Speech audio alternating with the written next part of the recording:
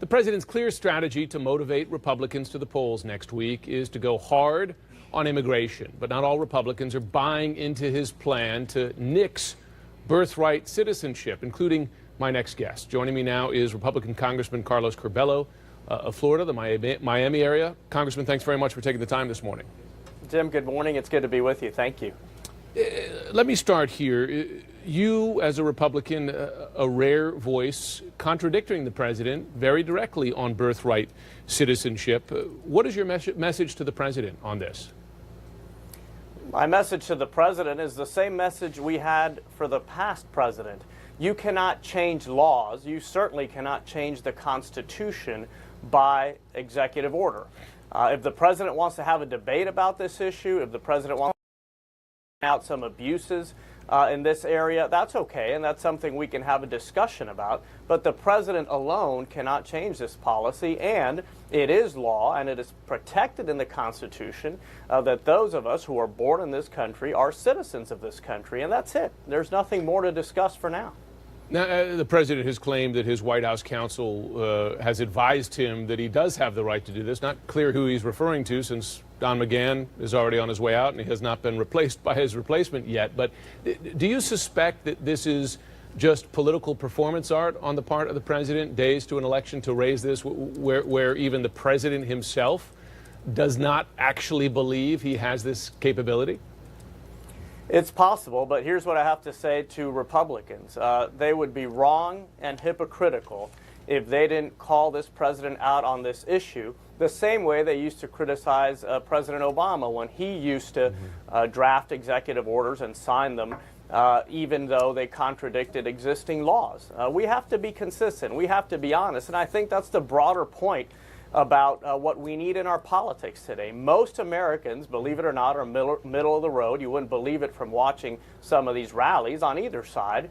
And most Americans want the country, the politicians, to figure out issues like immigration. And we know that if we're going to figure it out, we need to compromise. We need more border security. We also need a path to citizenship for dreamers, young immigrants brought to our country as children.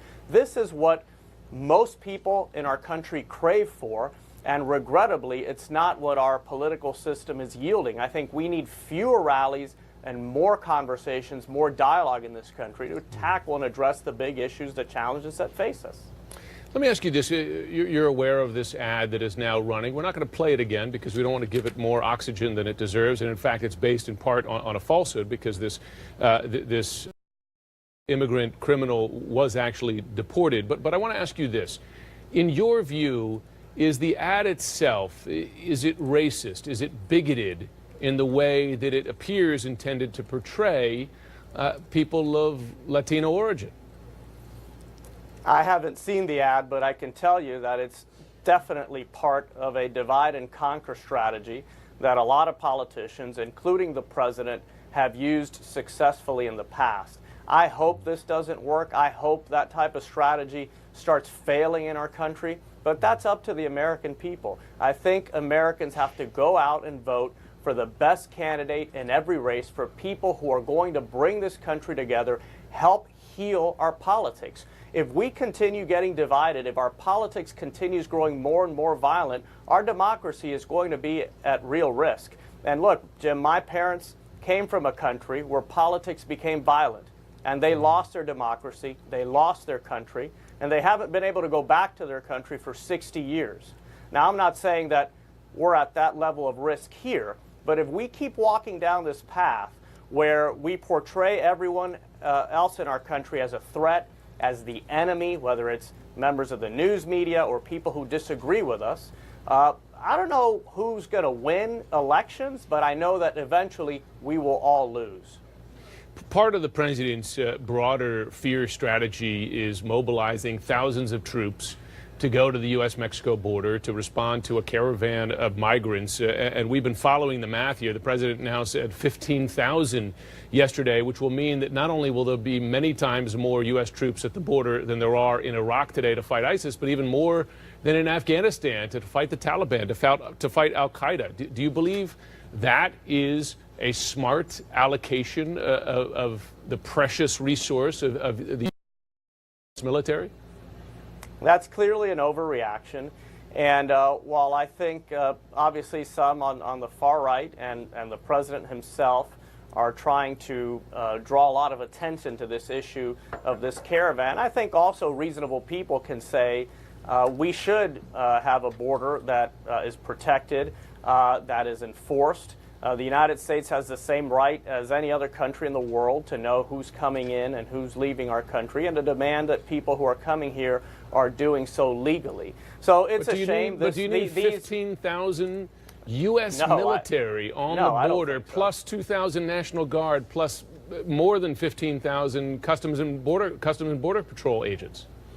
I certainly don't think so. What we need is smart border security, and we need to invest more at the border with new technologies, observation towers, drones, some physical barriers for sure, and make that part of a compromise to provide a path to citizenship for dreamers in our country, and do all sorts of other things that large majorities of Americans support. And in my view, that's what the president, and not just the president, but everyone running for office these days should be doing, trying to show how we can actually make progress on some of these big issues that have been dividing our country for so long. Mm-hmm. We're talking about immigration here. George W. Bush kicked off the modern-day conversation about immigration reform 13 years ago, and the political system has yielded nothing since. That's why people are so angry. That's why people are so frustrated, and those of us who want to lead have to start showing how we're actually going to make progress on these issues, rather than using these issues to divide the country for the benefit of politicians. Congressman Curbelo, thanks for taking the time this morning. Thank you, Jim. You all have a good day. That was fascinating.